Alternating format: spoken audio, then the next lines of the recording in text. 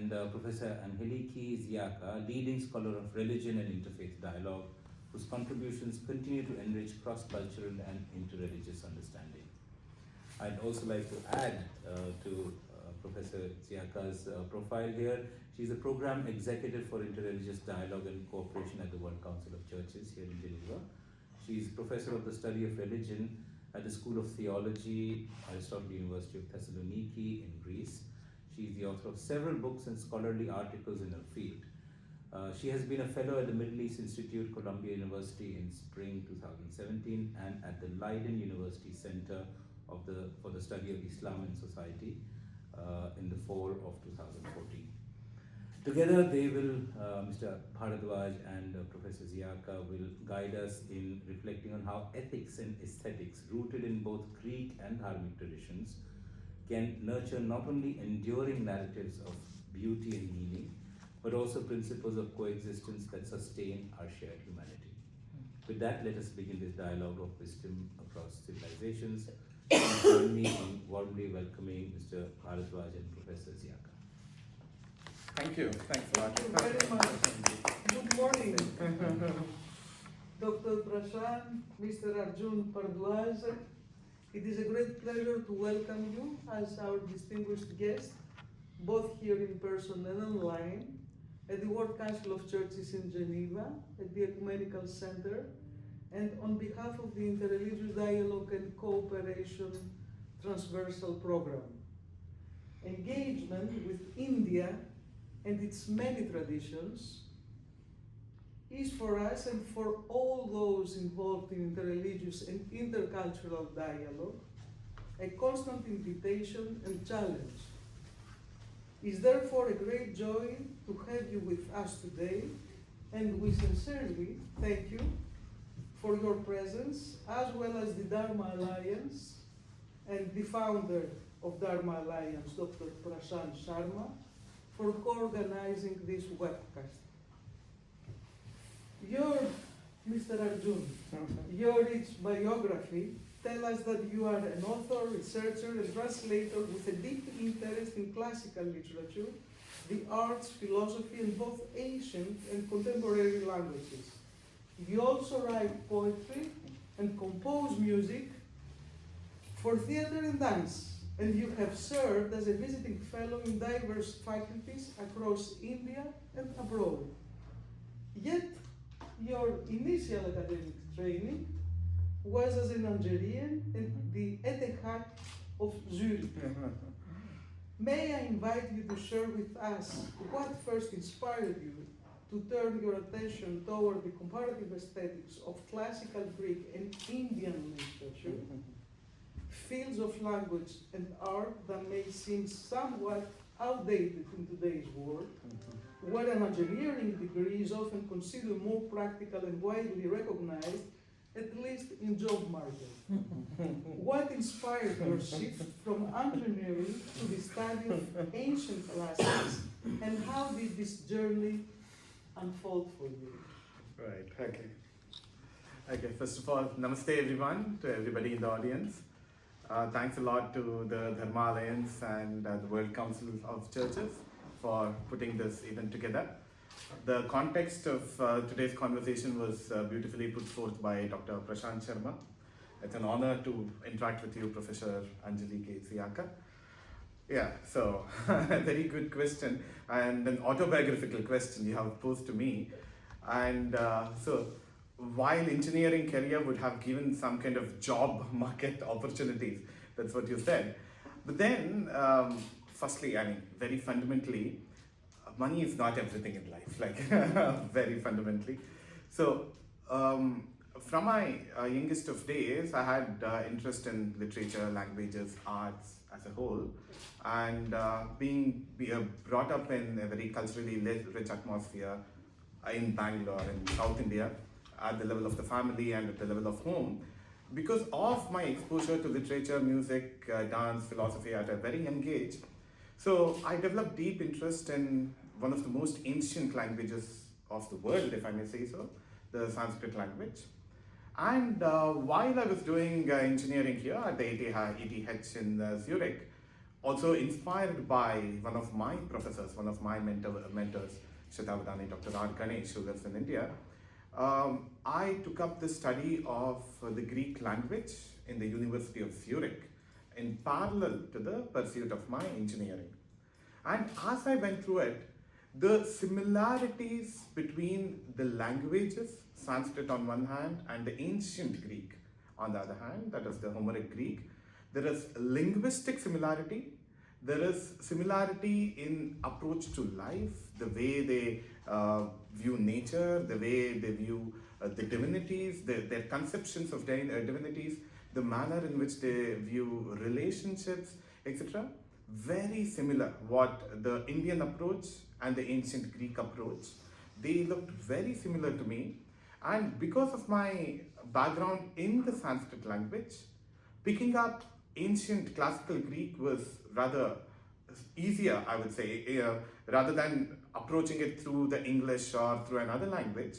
Through Sanskrit made it easier to kind of learn the language, and of course with the guidance of professors in the University of Zurich, I was able to read the original, large parts of the original epics of Homer, the Iliad and the Odyssey.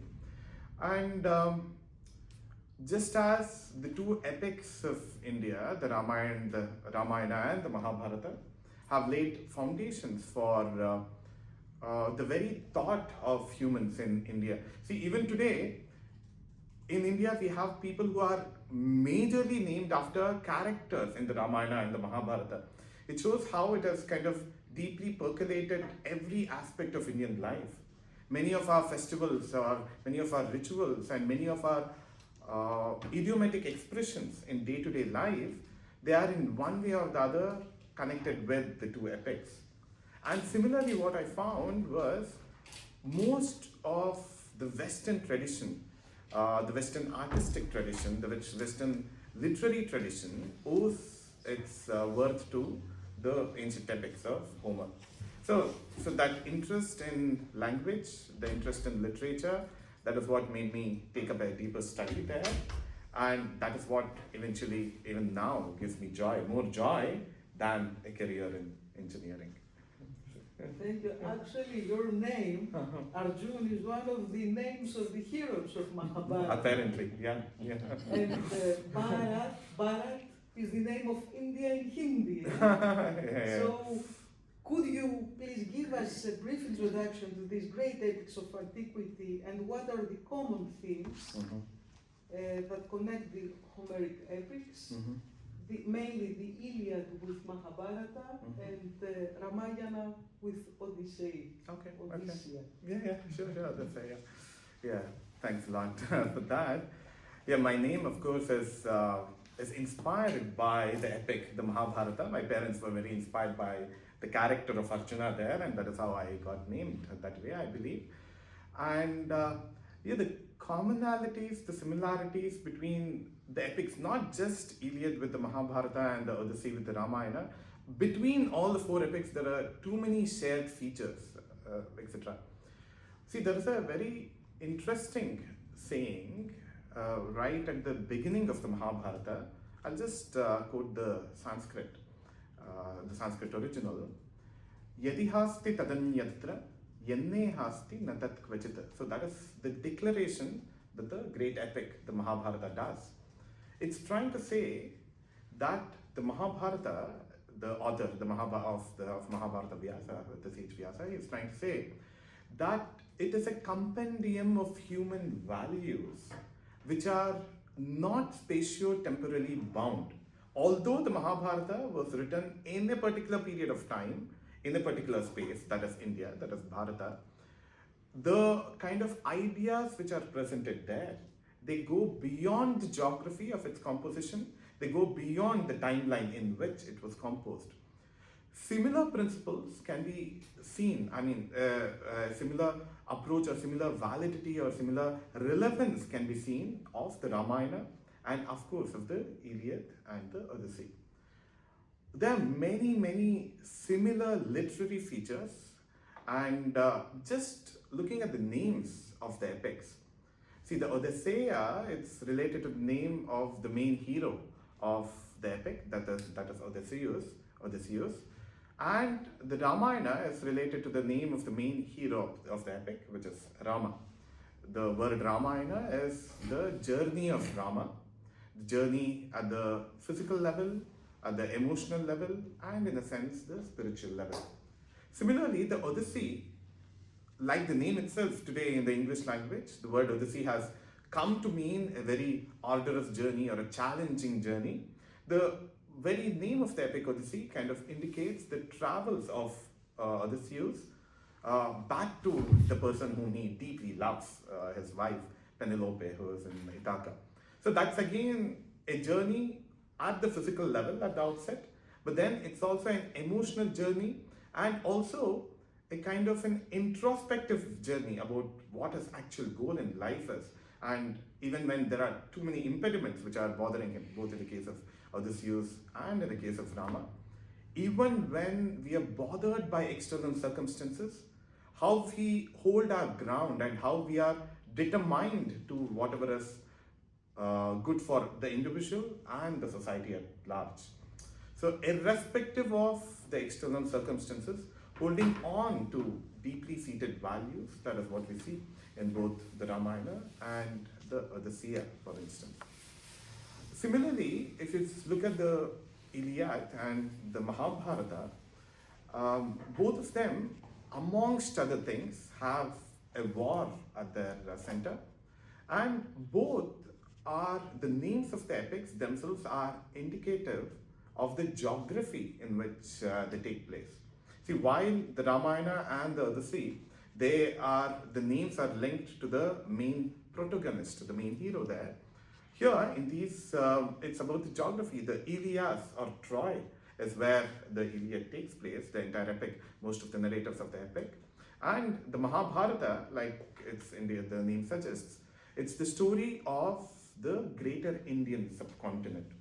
And it has its influence over multiple generations of kings, the stories of multiple generations of kings have been narrated there.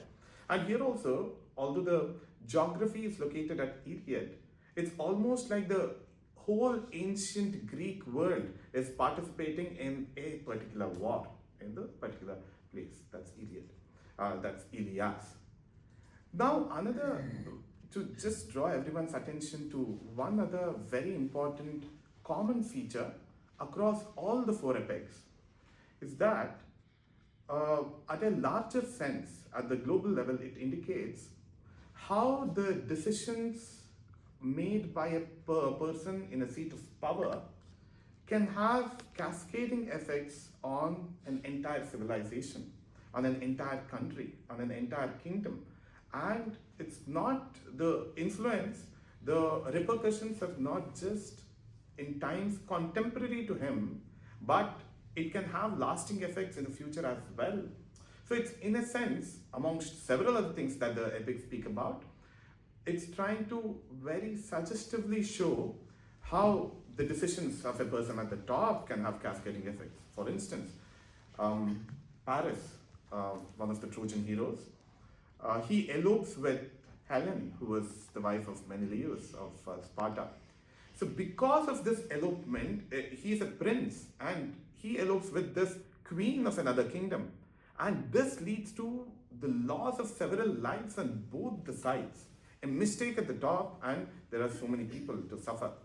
Similarly, in the Mahabharata, we see that Yudhishthira, who is the oldest of the 5 brothers, the Pandavas, because he has an addiction to one of the vices, say gambling, he gambles away his wealth and kingdom, his brothers, his wife, etc. That has so much of effect on the society.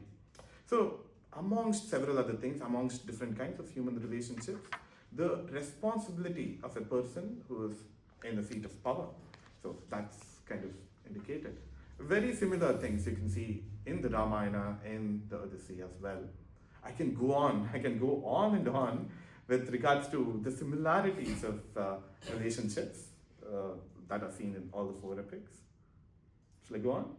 Yes, and please, Yeah. could you tell us more about the values, Yeah. the common path of relationships perhaps, and also the responsibilities that the two traditions share, and also why so war and conflict still exist, and can you please give to us some responses for today's Sure. let's say, if perhaps these great epics can inspire our understanding and help our knowledge to understand the path of the world. Sure. So I think I'll just first take the first part of your question about one of the shared common features in terms of a value of hospitality, for example, to guests. See, in both the cultures, one of the very important themes was that any guest who comes to your place, you must be very welcoming, very hospitable, and both the cultures very vocally say that the divine, that the God walks in the sandals of the guests. It's a very famous statement, Atiti Devo Bhava, in the Indian tradition. And Zeus, he walks in the footsteps of all the guests. So that is what both epics, the Iliad and Odyssey, again and again reiterate. See, for instance, let me take an example from the Ramayana. There are many instances of hospitality to guests, but for people who are aware of the story of the Ramayana, one of the crux of the story is when the female, the heroine of the epic, she's alone while in the forest. Her husband Rama has gone away to hunt for the deer, and she has sent away her brother-in-law Lakshmana to look for her husband Rama, and she's alone in the hut.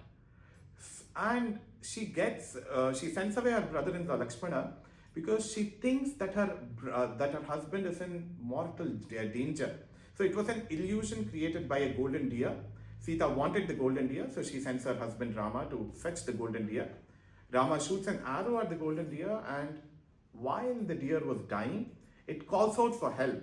And immediately Sita sends her brother-in-law Lakshmana, who was to guard Sita, so she sends him away as well. She is very angry with him when he first disagrees to go, and finally he also goes. Now this lady who's alone, who's under the impression that her husband is in mortal danger or he's almost dying, even when she's in such a kind of a trauma, a guest comes to her doorstep. That was the villain, in fact, who comes in disguise. She does not know that it's the villain who is eventually going to abduct her. That was Ravana, in fact. So he came in the disguise of a sannyasi. Sannyasi is supposed to be a spiritual seeker. So he came in the disguise of that, and the Sita, the heroine, even when she is in so much of mental trauma, she extends hospitality to this person. So irrespective of our personal circumstances, being kind to the world. So that is what we see in the character of Sita, for instance. Here in Odyssey, there are a couple of instances. Odysseus himself, he goes in disguise to different lands. He goes to the land of the Phaeacians kingdom. There he is welcomed with so much of joy and so much of pomp, etc. So they don't even know who he is. But then a person who is a wayward traveler, who has lost his way in sea, it's humanity, it's human to kind of care for him and welcome him, and without any suspicion. Why do you want to suspect anybody who comes? He appears to be in trouble. So let us give him some comfort in terms of shelter, food, and clothing. So the king, the Phaeacian king, welcomes Odysseus and gives him a lot of hospitality. Similarly, Odysseus, when he comes back to his own kingdom of Ithaca in the disguise, again because he can't show his identity there, a swineherd, a person who takes care of pigs, he welcomes this person in disguise. He doesn't even know that it's his own king who is back. Odysseus comes in disguise, and the swineherd, who is very poor, He has got only one bowl to eat his food, and he has got only one bed and only one cloak to wear. He offers whatever minimal he has got to this person who is in trouble. So here again, it's showing that goodness, human goodness, is not necessarily a function of the material wealth that we possess. So goodness is something which should be innate to a person. Whatever circumstances we are in, try to look beyond your own limited self and look at how you can be helpful to a person who is in need or a society which is in need. So both the epics, all the four epics of both the traditions, in a sense, they kind of encourage selflessness, dissolving of the individual ego, or transcending, looking beyond one's own personal problems for whatever is good, greater good to the society. So this aspect of hospitality, the aspect of generosity, and aspect of that human accommodation. So that's something which is exemplified in the epics, I would say. There are many other kinds of relationships, say between a husband and a wife, or parents and children, or between siblings, between the teacher and the student, etc. Multiple different dimensions of relationships. What's interesting is that the epics do not pronounce a judgment that you should be this and you should be that. It just shows that this is how the world functions, and just go through them and see what you think is good for your life and for the greater well-being of the society. Now, coming to the second part of your question, with regards to war and conflict and etc. That also I kind of answered in some sense in the first part, I think. War and conflict, that again is kind of rooted in a limited perspective of what is good to me or my society or my country, where the global vision is lost. So that is, for instance, what we see in the Ramayana, for example. So Ravana abducts Sita and he puts all his men under trouble, right? A mistake that he has done. He is very possessive of women, and he wants to have affairs with too many women. And he's the king. He's in the seat of power, a person of power, and everybody under him. It's inevitable for them to obey or listen to his commands, and that leads to the death of so many innocent lives. See here, although it's about the abduction of a woman, the principle of this being very possessive or being very greedy can be extended to anything else. It could be about being possessive about some resources, oil resources or forest resources, or whatever it is. So this aspect of greed and possessiveness can, being selfish and being limited in perspective of what is mine, instead of embracing the entire world as what is common to humanity as at large, just limiting our perspective. So this is what would cause conflict and war, I would say. And that is what the epics suggestively tell us. Thank you, Mr. Bharadwaj, also for sharing the aspect that literary is seen today of men in power, and also the status of women within mainly Odyssey and Ramayana.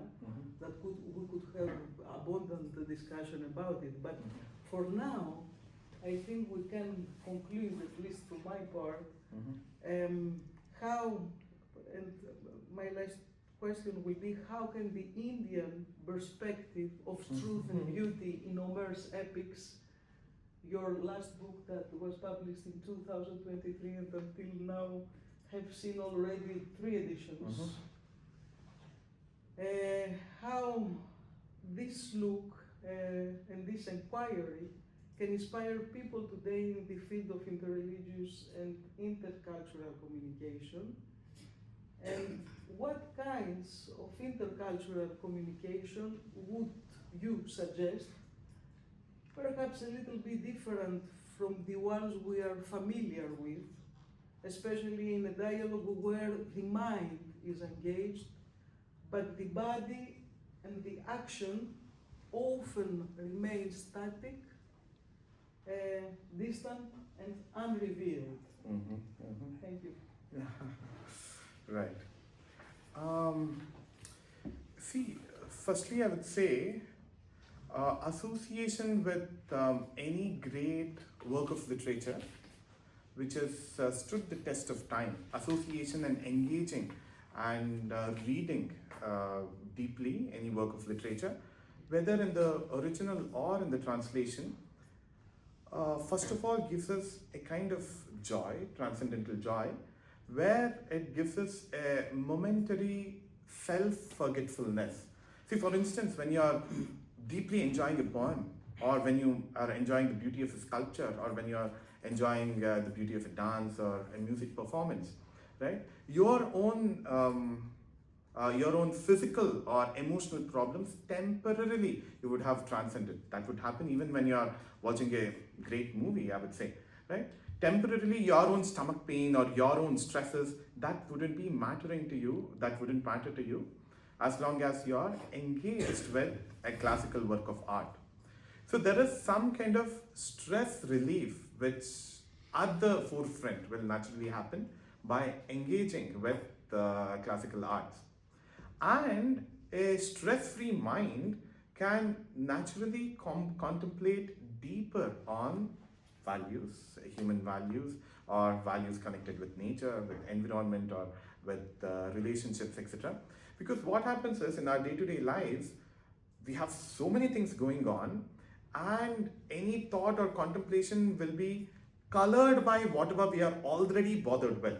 So to kind of get a very neutral perspective of things without being biased by our own circumstances, etc., is quite a challenge in our day-to-day lives. So engagement with classical art, classical literature, whether it's Homer's epics or the great epics of India, the Ramayana and the Mahabharata, can if you're very deeply engaging with them, it can take you to levels of tranquility, where it will also give you that mind space to introspect upon your own life and your association with the world and your association with the people around you at the level of the family, the society, etc. So it can potentially make you introspective. And if you read between the lines, like I mentioned in my answers to the previous questions, if you read between the lines, there is the suggestive element of values which the epics naturally reveal. Many different kinds of ethical questions are indirectly answered there, not didactically. It's not saying that this is right or that is wrong, but through situations it's trying to illustrate what can happen, what can potentially go wrong, and what can potentially go right, etc. So as you think about those values deeper and deeper, and as you imbibe it in your own life, at first it can make you a better human being, and your life can become a little more stress-free and a little more tranquil, and you can become a better human in general. And if each one of us becomes a better human and a more selfless human, and isn't that good for world peace or world harmony in general? So refinement should happen at the grassroots level, at the level of the individual, and the multiple individuals, of course, make up a society. And in fact, the epics also have that, can also give us this kind of confidence that let us not get too bothered about the kind of disturbances the world can pose at us. See, in the case of Rama or in the case of Odysseus, for no mistake of theirs, as in visibly they have not, they have tried to be as best as possible, even when everything is all right with you. Because of your association with the world, there can be problems, right? So the epic heroes, the heroines, etc., can give you the confidence of how you can deal with any of these kinds of circumstances which are without losing that steadfastness, that stability, and that greater worldview, looking beyond your own self and into a bigger perspective. So that's one thing. And secondly, what I have also tried to explore in this work, when I say the Indian perspective of truth and beauty, is that the Indian tradition, it has got this unbroken lineage, or it has got that unbroken tradition from the time of its inception, thousands of years back, say about 10,000 or 15,000 years back, when the Vedas were realized and they were revealed. It's an eternal tradition, one would say.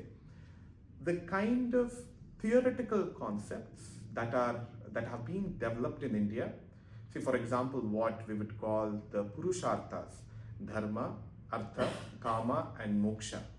These fundamental features, those features are largely foundational, or any the life of people in any civilization, any culture, can naturally be boiled down to these four fundamental elements: Dharma, Artha, Kama, and Moksha.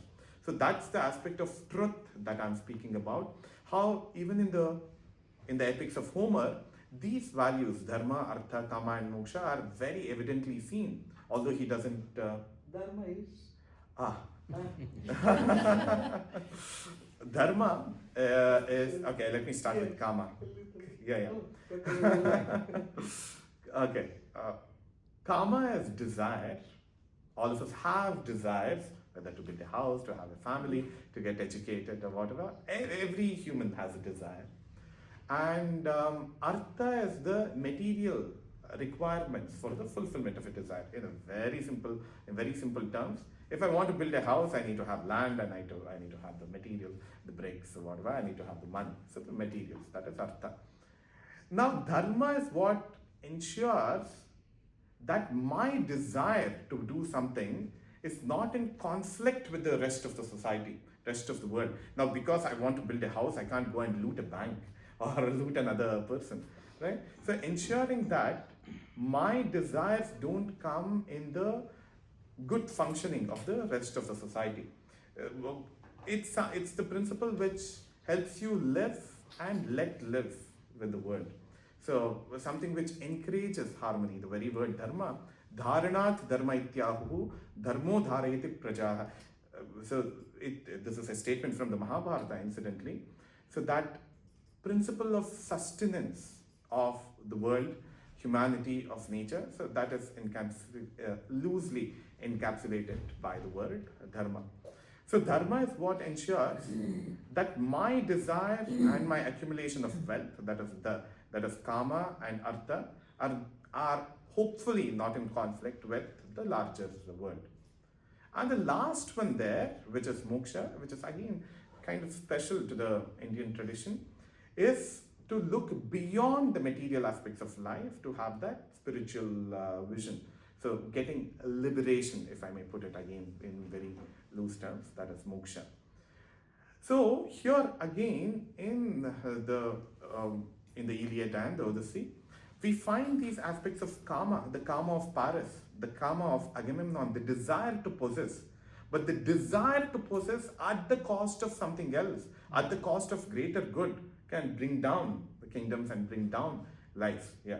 So there the perspective of what is dharma, what is greater good, is lost for the benefit of the self. So dharma, artha, and kama, and moksha.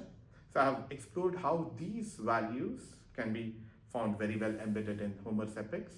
And when I speak about beauty, those are the principles of aesthetics, such as, that's purely a literary discussion connected with the figures of speech, the different kinds of suggestivity, the different kinds of rasas or impersonal emotions that we come across in the Homer's epics. So, what also I'm trying to show is the universality of the tools provided by the Indian tradition, and even when those tools are not that specifically academically defined in the Greek civilization, but they are intuitively known by any great, intuitively it has been brought in by a poet of that tradition as well. So in some sense, great men think alike around the world. Yeah, whether they say it explicitly through technical terms and women. Yeah. And women. Okay, men includes humans. Great humans think alike. Yeah. Thank you very much. Thank If you. I'm allowed, I would like to ask our Director of Health and Healing, Dr. Manoush, could you please come next to us, Manoush, to listen to your reaction, and especially, what do you think? Can we reach levels of tranquility through the knowledge of our ecumenical ancient literature? Yes, Thank you very much. Yes, I'm of Indian origin, of course, from Malaysia, but I was born in a Christian family, and of course, from Kerala. So our ancestors were Christians from the first century, because the Indian subcontinent has all the great religions living, not only the religions of the subcontinent, but also Zoroastrians and Jews and Islam and Christianity from the very beginning. So it's a context where all the living faiths have been continuously present without So we lived as Christians because the majority of the people not only protected but also patronized us.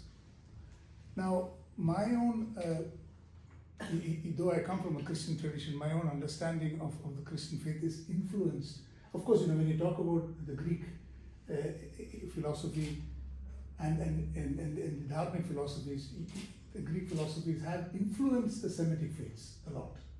So, of course, especially in the context of the mind and body, the heart and the mind, the nous and the cardia. So in the Sanskrit, it's manas and hridaya. So it's a lot of very great similarities. And what's interesting is, though the Semitic faiths have come originated separately, there also we find a convergence of these concepts of the heart and the mind. And of course, the mind is, they're linked, and so we will not go into much more. But of course, I follow the Christian faith in an Asian perspective. It's like, you choose your God, you choose your master. But I would like to explain one aspect of wisdom I actually have acquired from the Mahabharata.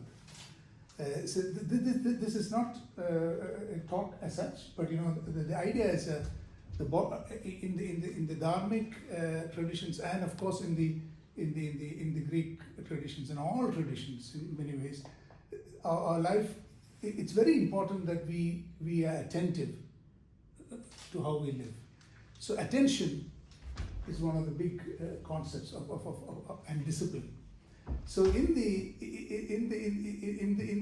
Dharmic tradition, or especially in the Mahabharata, you have this concept of this chariot, and of course you have also in the Semitic traditions, in the Hebrew Bible, the chariot is very important. That's where Elijah went up to heaven in a chariot of fire. So even in the Jewish cultures, the chariot has a huge connotations.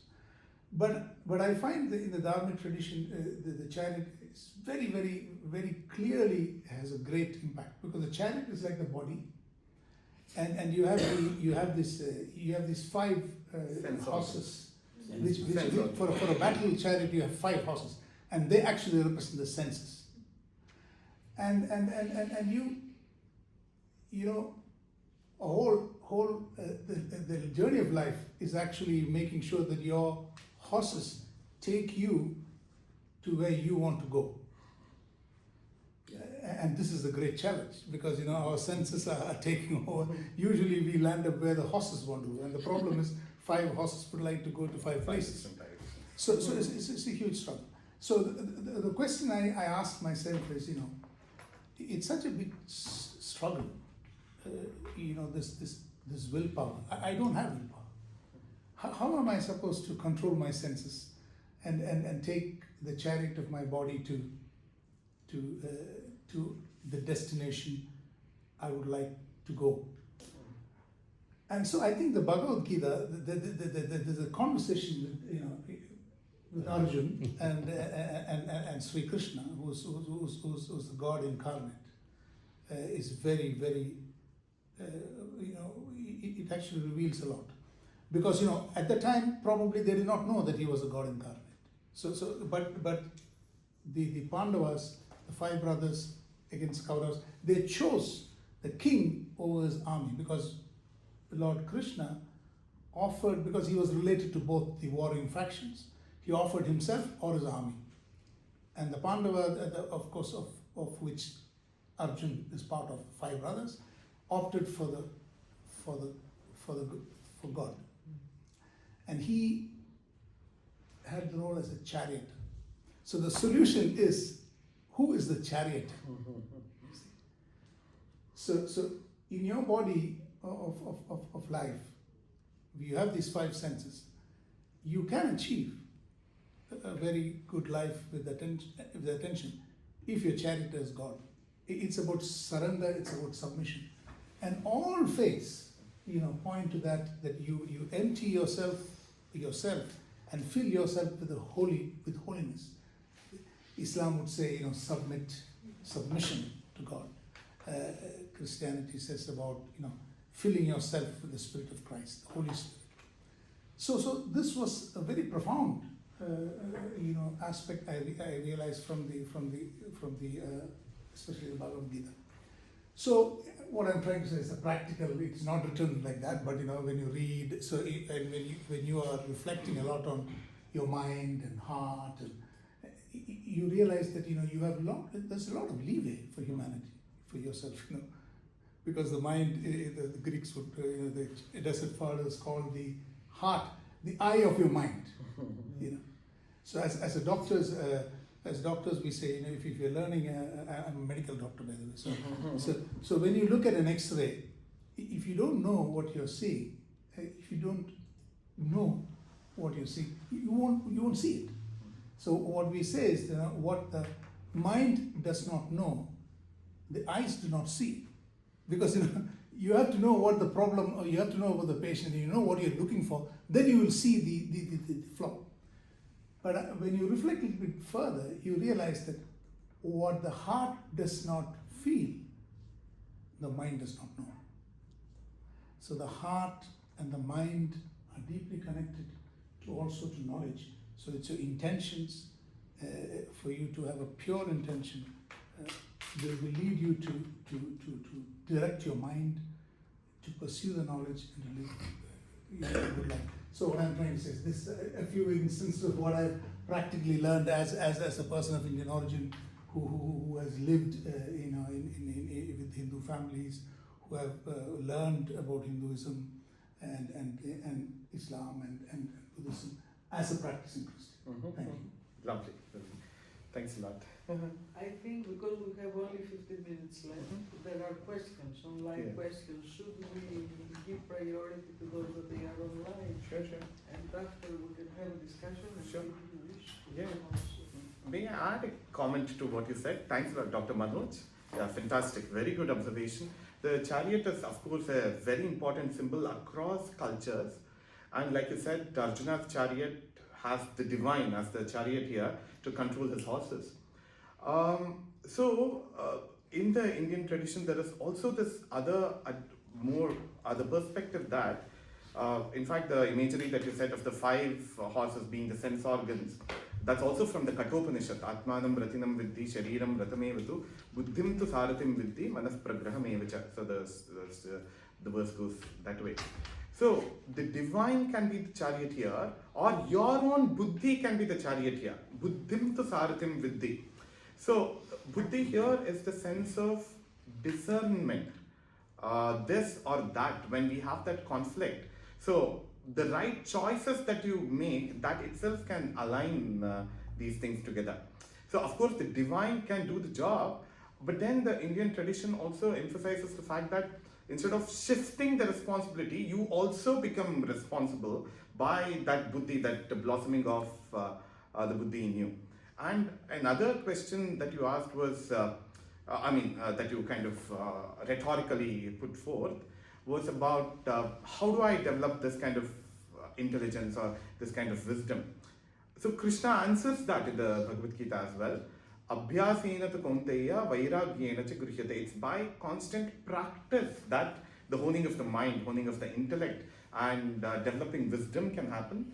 And this development of wisdom can also happen by engaging with the epics, I think, to bring it back to this context. Yeah, thanks a lot. Thanks for your comments. So I'll take up the first question, which is been asked online. What main elements can we get from these very important philosophies? And this question is open to all three of you, or the real experts here. The Indian, the Dharmic, and the Greek one, for peace, justice, and reconciliation and social solidarity for all of humanity today. So what are the main elements, or I suppose values? I think you have indicated about some of them, but perhaps a little bit more emphasis, because I think it does seem that the current situation, global volatility, turmoil, a lot of uncertainty, I think this is a question for a lot of people, for a lot of us. What can we really bring into from some of the learnings from these ancient traditions towards addressing some of these current challenges? Should I take it off? We want to hear the voice of India. Thank you. Right. Okay. I think I have a couple of times emphasized this already during the course of conversation. Firstly, at the level of the individual, not becoming distort with what is happening around. Of course, it's important to get concerned, it's important to be concerned, but our concern should not go to the extent that we get very emotionally indulged, which kind of takes away our decision-making capacity itself. See, in fact, speaking of Bhagavad Gita, that is what happens to Arjuna right at the beginning of the battle. He has kind of put himself together, all the armies have come together for, if we may put it as Dharmic cause, because the other king who has been ruling there has not been great at all. Duryodhana or his father Dhritarashtra have not been great. But then when you are in that conflicting situation, your emotion itself kind of makes you have a cold feet, or you have butterflies in your stomach and you want to step back, etc. So when you have made a greater decision, a wise decision, not to get driven by these smaller emotions. So not to be disturbed, too much distorted by circumstances, and have that bigger vision always in mind. And time and again, I would say that engaging with the Indian epics, for instance, if you go through the Bhagavad Gita, which we made a mention of already, which in a sense is the heart of the Mahabharata, and the rest of the epic can be thought to be a creative commentary on the principles, which are philosophical principles, which are embedded there.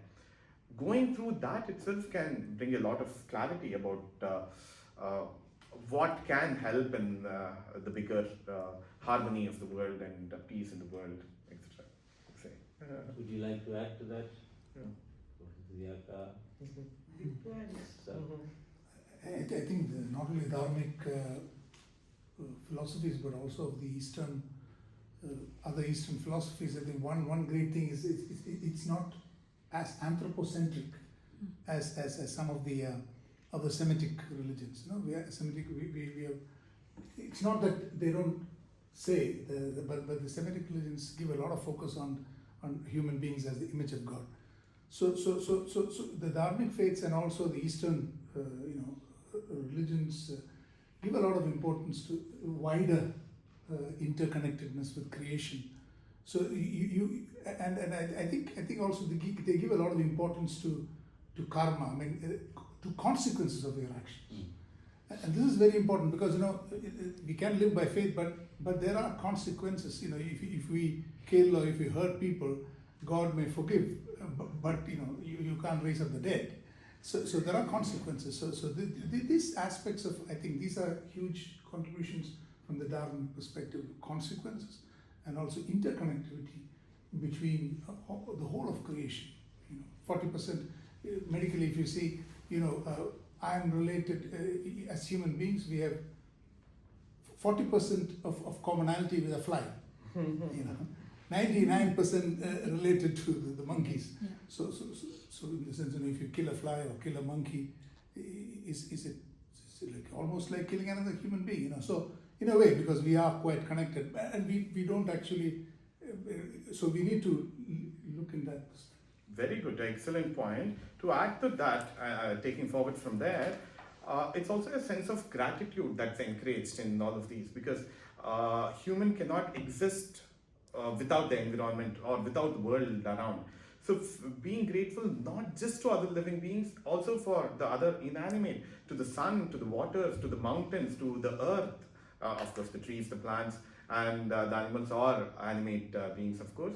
So that perspective that all of these together make our life helpful and live and let live. The harmony with nature, and not it's not that human is can dominate over everything around him.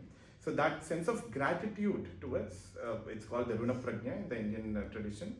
That is also there very much in the ancient Greek tradition. If you look at all the rituals, how they worship the thunder, the lightning, or the earth, etc., all of them embodied as divinities.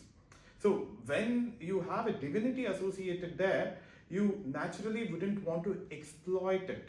You wouldn't want to dominate over it. You would want to be treated as a child in the hands of nature. So this, looking at the world itself as being greater than yourself, of course, can help in harmony at a different level.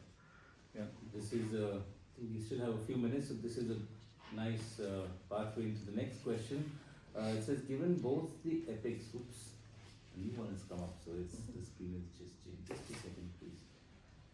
Given that both sets of epics, I suppose, is meant here, emerge from polytheistic frameworks, how might their ethical and human insights be understood within monotheistic contexts, particularly in the West? On this, I'll just add a small comment. Sure. I don't know what the current theological understanding or terminology or research is around even the concepts of polytheism versus monotheism, because I think that's a particular way of expressing expressing differences, which I'm not so sure is necessarily it's commonly understood as very divisive. I would say, I think particularly in Dharmic traditions, this notion of this terminology itself comes from a very different cultural context. So I don't think that the Dharmic traditions really even have a conception of polytheistic versus monotheistic in that binary sense.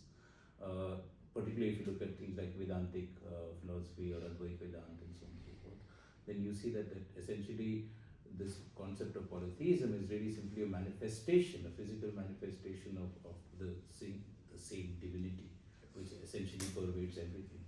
So this binary of the polytheism and monotheism is something, I'm really not a theologian, but so I'm trying my best to explain how I've understood it. But in that context, if we keep that kind of thing, I can see value in that question, that perhaps that's the dominant understanding, particularly in these parts of the world. So what kind of bridges can be made, or how can we explore some of these ideas in this whole context of multiple manifestations of the divine versus thinking that a different layered thinking along this idea of monotheism, and in what ways therefore can the wisdom transcend this particular and be shared much more widely, I would propose. I will be very short. First of all, our discussion was about the ancient epics, and both of them they were happening in a polytheistic so-called environment. Secondly, our understanding about polytheism and monotheism, if it comes mainly from our religious field, can have different interpretations and understandings. And that's why it's very important to have people coming from the so-called polytheistic milieus that the monotheistic religious people they think and understand about. So to have your proper understanding of the reality that you are facing, and is not only one reality. And I think the people also, not from these sciences, but also people that they are fascinated from India, is exactly because this diversity existed and is venerated in many ways. And through the avatars, the many, let's say, manifestations of the divine, the many different appreciations, depending also on the level and the societal approach of every person.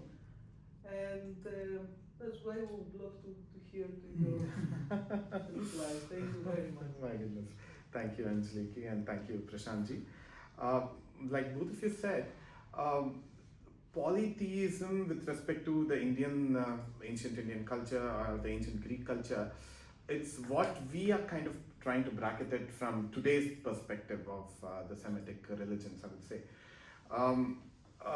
So the multiplicity of the divinities there, the divinities themselves are personifications and they're symbolic of certain other greater natural principles connected with nature or principles connected with the humanity, etc. So they are symbolic. It's not that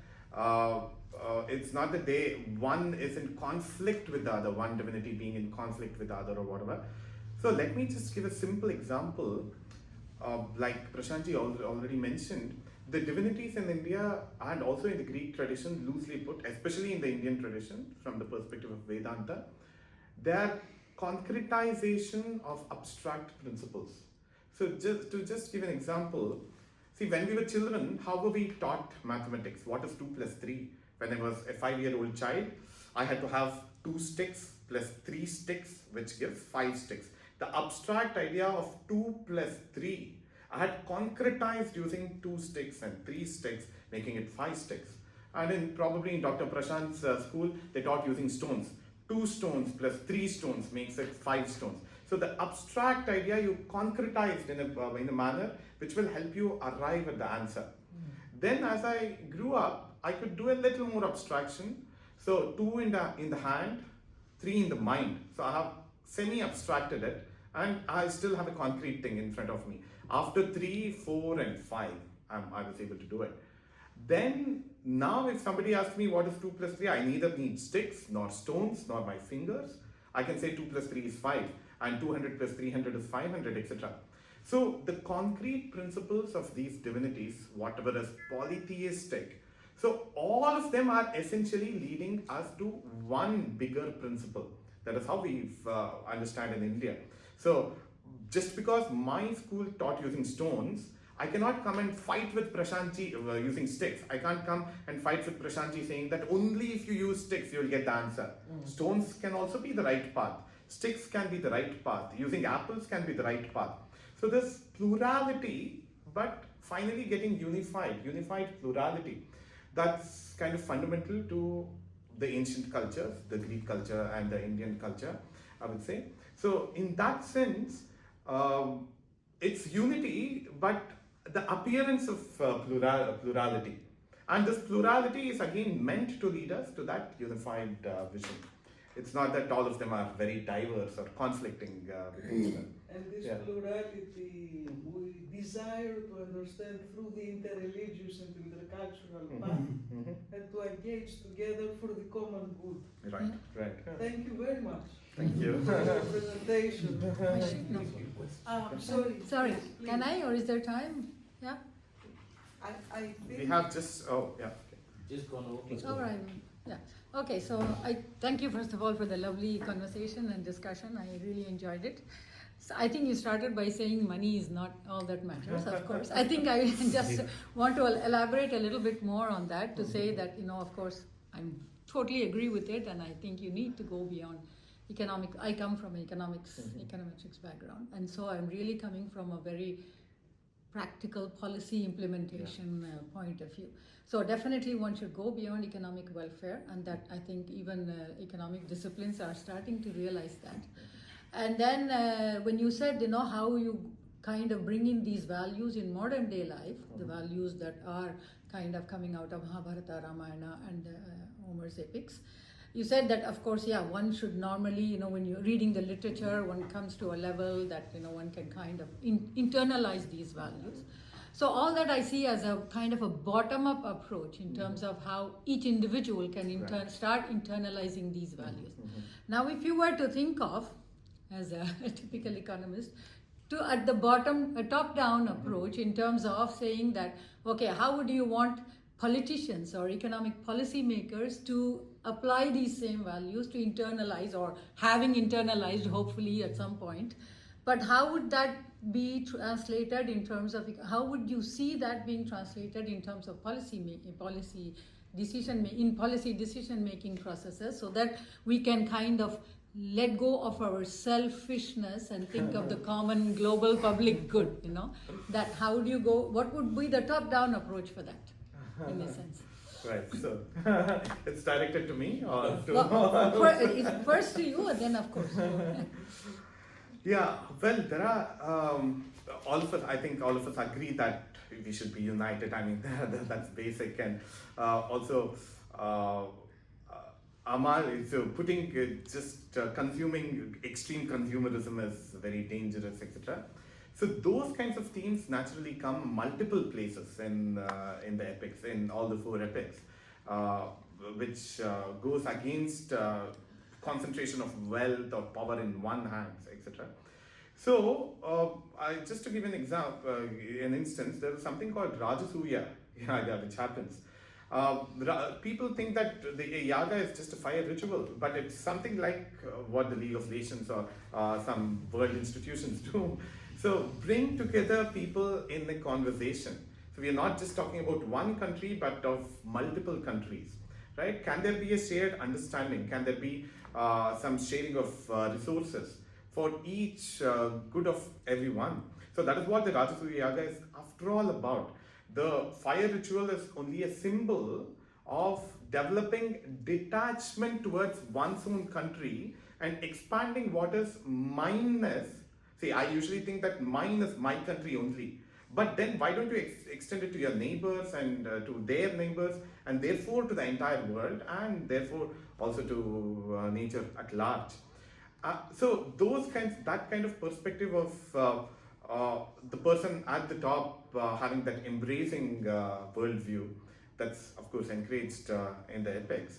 And there are also multiple segments, I mean, for grassroots reality about tax collection or about say sharing of resources, etc. See, for example, to quote from the Mahabharata, a very beautiful instance. It's a guidance given by Vidura, who is the younger brother and also the minister of Dasharatha, of Dhritarashtra, the younger brother and minister of Dhritarashtra.